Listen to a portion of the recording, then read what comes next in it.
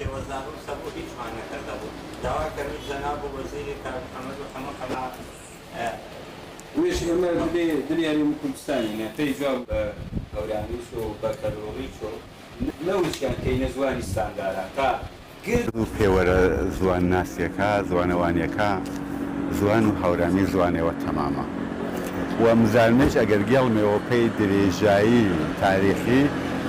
بۆ بە بنەما و گرد و زوانە کوردیەکە تەبعاتەن ئێمە مەتامیوەچمە زوانی کوردی چونکە زوانێمانە مشخصەن کاری سەرکریا بوو بە پێسە زوان و نەتەوە یا زوانەوە نیشتیمانی پۆکی ناچارم نێواچمە زوانە کوردیەکە و زوانی هەورامی بۆ بە بنەما و گرد و زوانە کوردیەکە پۆکەی فرەفرە زەرورین فرەفرە پەنەوازەکە ئی بنەما ڕەسەنی ئی بنەما دیرینێ کارت سەرکریۆ گەشەش پەنەدریۆ زین نەکریەوە بۆژیەوە و بۆ بە هۆکارێەوە پێی تۆکمەکردەی دەوڵەمەندکردەی و ئارەمەرزنای زوانێەوە تەمام و دەوڵەمەندی نیشتیمانی من ماچوو ئەگەر زوانە کوردیەکەی گرد پێوەرە کار چاسەر نەکردی و کەماتوو زوانە کوردیەکەی مەبەستن زوانی هەورامین کەڵخۆڕین لۆڕین بادینین دماوە سۆرانین و تادمایی ئەگەر گرد پێوەرە هەرمانە چاسەر نەکردی و گرد پێوەرە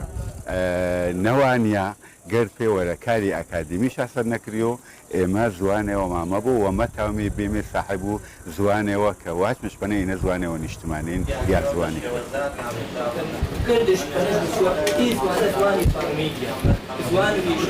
ماچوو بە ئێمە کە بڵێ ڕاستە خزمەتکردەی بە بەشەکە کوردی خزمەتکردەیە بە گشتی ئی خەمە چانەیە ئامان بەڵام پارچە پارچەکردی و وردە وردەی پارچەکەش چەنە کردیوە دماجار گشتەکە کەم بۆوە یعنی گەورەکە کە کوردەوارین چەنەشکەم بۆوە ئی خەمە ئەچا خەمەوە ئامان من دەستوەشی شەنەکەر و بە قەنەعەت و من ئی هەوڵەوەی ئێشم پشتیوانی کردیەوە بە ئیمزا کۆکردەوە بە پشتیوانی ڕۆشنبیرا بە نوویستەی با خەمێکە خەمێ معریفی و ڕۆشنبیری و کولتورینە چونکە ئارۆ تەماشەکەری دلێ نوویستەینە دلێ نوویستەکانە بە تایبەت کتیب و چێوەنە ئانە شێوەزاری هەورامی بۆ ئاگادارێن مێفرە و مامۆسایە بە حکموانەی جە هەورامی مەزانەوازمارە بەشەکەی هەر پڕنای پڕنا ئەگەر بەشێ بین نمونە لێ کتێبی کوردینە زمانی کوردینە بۆ شعرەوە هەورامیە و یا دەقی هەورامی بوو لاش بەرا یا مەواناش یا پەشتگۆ ژوزا یا وردورد خەریکا کەم بووە ئەو ساجە پەنجی ابتیدایی و تا واچمە کولیە گرد ساڵێت لێ بەش و کوردینە تەماشەکەری شعری بەشی و هەورامی شعری هەورامیە شەنە بێنی سە کەنار وزی و ئینە پێوێش ئی کەناروەستەیە هێنا حتا پێی نمونەی ئێمە ئەگەر هەورامی منەوە هەورامین شوناسی منەوە پەرش مەنەدەری و ئی غەڵەتی ڕێزمانی کوردی ناهێنا من مەلا مەحمودی بایازیدی کارێکی زەروری دەزانم وە گرنگە بۆ ئەوەی کە منداڵانی کورد ئاشنا بن بەو کولتورە بەو فەرهەنگە بەو هەک بە دەوڵەمەندەی کە دەتوانێت خزمەتێکی ئێجگار گەورە بە ڕەوتی زمانەوانی ڕەوتی ئەدەبی بکات لە ناوچەکە و لە کوردستاندا و ئەمەش دەبێتە هۆی دەرخەری ئەوەی کە زمانی کوردی زمانێکی دەوڵەمەنە